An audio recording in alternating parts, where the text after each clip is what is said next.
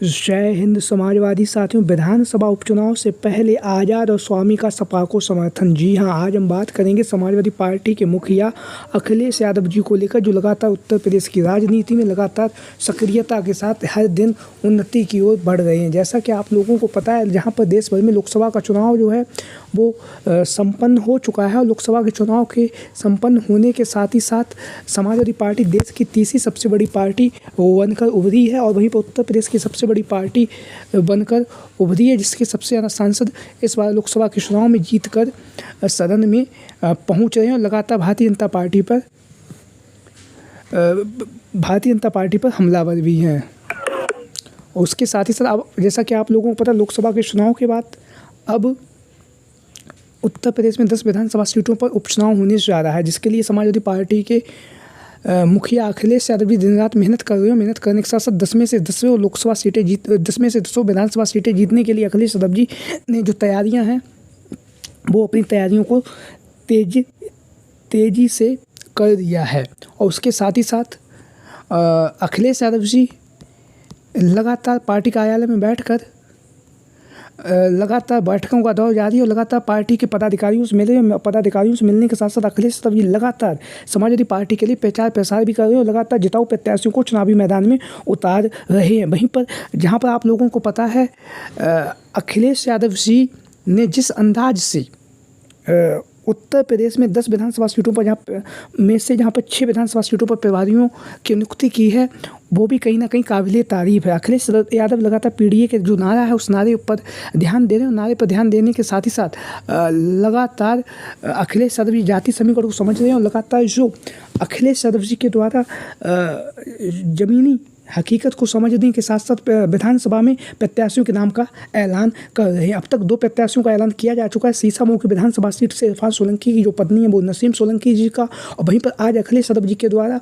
अवधेश प्रसाद की जो मिल्कीपुर की विधानसभा सीट है, वहाँ से समाजवादी पार्टी के प्रत्याशी के तौर पर अवधेश प्रसाद पासी के जो पुत्र हैं अजीत प्रसाद पासी की टिकट का जो घोषणा है वो अखिलेश यादव जी के द्वारा कर दी गई है। तो लगातार जहाँ पर अखिलेश यादव जी लगातार जाति समीकरण को समझ रहे हैं, जाति समीकरण को समझने के साथ साथ लगातार उत्तर प्रदेश में 10 विधानसभा सीटों के लिए मजबूती के साथ चुनावी मैदान में उतरने के लिए अखिलेश यादव जी हर संभव प्रयास कर रहे हैं। वहीं पर हम बात करेंगे, जैसा कि आप लोगों को पता है, लोकसभा के चुनाव से पहले बहुत सारे समाजवादी पार्टी के जो साथी थे वो अपना साथ छोड़कर अन्य पार्टियों में चले गए, और उसके साथ ही साथ अखिलेश यादव जी फिर भी उन्होंने जिस दमदारी से और जिस बेहतरीन तरीके से उन्होंने उत्तर प्रदेश के लोकसभा के चुनाव में भारतीय जनता पार्टी को हराया ही नहीं, बल्कि कहीं ना कहीं अखिलेश यादव जी की ही दम पर भारतीय जनता पार्टी पूर्ण बहुमत से अपनी जो केंद्र में सरकार है वो नहीं बना सकी है।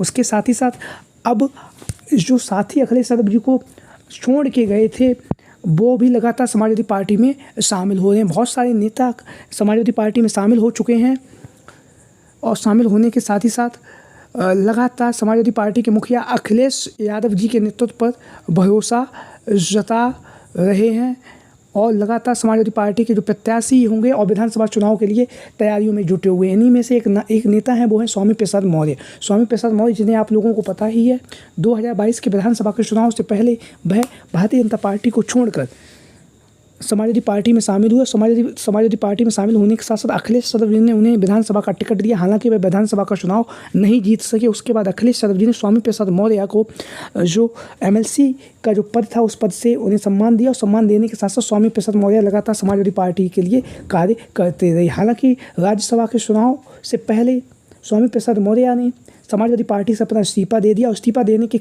साथ ही साथ जो खबरें सामने आई वो ये थी कि स्वामी प्रसाद मौर्य अपने पुत्र उत्कर्ष मौर्य के लिए राज्यसभा के प्रत्याशी के तौर पर राज्यसभा की एक टिकट मांग रहे थे, जिसको अखिलेश यादव जी ने नकार दिया था। उसके बाद स्वामी प्रसाद मौर्य ने समाजवादी पार्टी से इस्तीफा दिया, और समाजवादी पार्टी से इस्तीफा देने के साथ ही साथ उन्होंने अपनी एक नई पार्टी भी बना ली, जिसके वह राष्ट्रीय अध्यक्ष बने। हालांकि लोकसभा का चुनाव में भी स्वामी प्रसाद मौर्य चुनावी मैदान में उतरे। पीडीएम पल्लवी पटेल जी का जो पीडीएम था, उस पीडीएम ने इन्हें अपना समर्थन भी दिया, हालांकि यह चुनावी मैदान में नहीं जीत सके। लेकिन अब जब मनोज पांडे जी समाजवादी पार्टी को छोड़ के जा चुके हैं, उसके बाद अब स्वामी प्रसाद मौर्य की समाजवादी पार्टी में शामिल होने की जो खबरें वो लगातार तेजी के साथ चल रही है। और स्वामी प्रसाद मौर्य समाजवादी पार्टी में शामिल होकर जो ऊंचाहार की जो विधानसभा सीट है, जहाँ से मनोज पांडे लगातार 3 बार के विधायक हैं, वहीं पर ऊंचाहार की विधानसभा सीट से उत्कर्ष मौर्य जो स्वामी प्रसाद मौर्य के जो पुत्र हैं वो लगातार मनोज पांडे के खिलाफ चुनावी मैदान में उतरते रहे। महज 1 से 1.5 से 2 हज़ार वोटों से वह चुनावी मैदान में हारते रहे हैं। तो ऐसी स्थिति में एक बार पुनः स्वामी प्रसाद मौर्य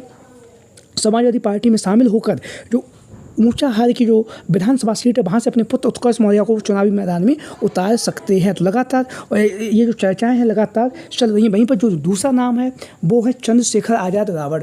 चंद्रशेखर आज़ाद रावण, जिन्हें आप लोग इन तस्वीरों के माध्यम से देख भी रहे हैं, बहुत कद्दावर नेता हैं। और कद्दावर नेता होने के साथ साथ आप लोगों को पता है इनकी अपनी पार्टी आज़ाद समाज पार्टी। तो आज़ाद समाज पार्टी के है राष्ट्रीय अध्यक्ष हैं। और राष्ट्रीय अध्यक्ष होने के साथ ही साथ वर्तमान समय में अब यह नगीना से सांसद निर्वाचित हो चुके हैं। 2024 के लोकसभा के चुनाव में यह नगीना की जो लोकसभा सीट थी यहाँ से चुनावी मैदान में उतरे और चंद्रशेखर आज़ाद रावण ने धुआंधार तरीके से यहाँ से चुनाव प्रचार किया। और यहाँ से चंद्रशेखर आज़ाद रावण को 5,12,552 वोट मिले। वहीं पर भारतीय जनता पार्टी की तरफ से यहाँ से जो ओम कुमार थे तो उन्हें 3,61,79 वोट मिले।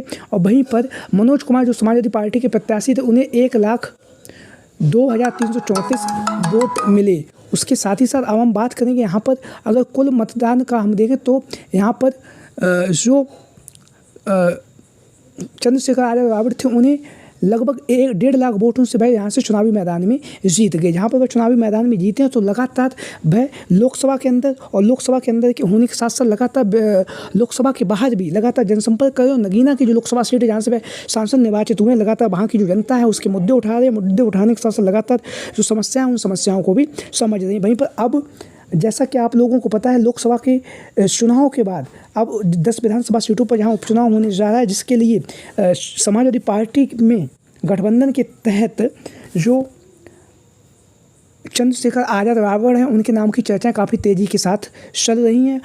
और अखिलेश यादव जी के साथ में पूर्व में भी जैसा कि आप लोगों को पता होगा विधानसभा के चुनाव के बाद जो उपचुनाव हुआ था उस उपचुनाव में उन्होंने समाजवादी पार्टी को अपना समर्थन भी दिया है। तो एक बार पुनः चंद्रशेखर आज़ाद रावण समाजवादी पार्टी के साथ आकर उत्तर प्रदेश में जहाँ पर 10 विधानसभा सीटों पर उपचुनाव होने जा रहा है उसके लिए तैयारियों में जुटे हुए हैं। लगातार जो चर्चाएं हैं वो चल रही हैं। और चर्चाएं चलने के साथ साथ लगातार समाजवादी पार्टी के मुखिया अखिलेश यादव जी के साथ में उनके जो संबंध है वो काफ़ी मधुर हैं। तो कहीं ना कहीं अब स्वामी प्रसाद मौर्य और चंद्रशेखर आज़ाद रावण दोनों का नाम समाजवादी पार्टी के साथ जुड़ता हुआ दिखाई दे रहा है। और कहीं ना कहीं भारतीय जनता पार्टी को हराने के लिए दोनों ही दिग्गज नेता समाजवादी पार्टी के मुखिया अखिलेश यादव जी के साथ शामिल होकर 10 विधानसभा सीटों पर जहाँ उपचुनाव होने जा रहा है उसमें दमखम अपना दिखाएंगे। तो आप लोगों की क्या राय है? सभी साथी कमेंट बॉक्स के माध्यम से अपनी राय जरूर दें। आज की वीडियो में इतना ही। जय हिंद, जय भारत।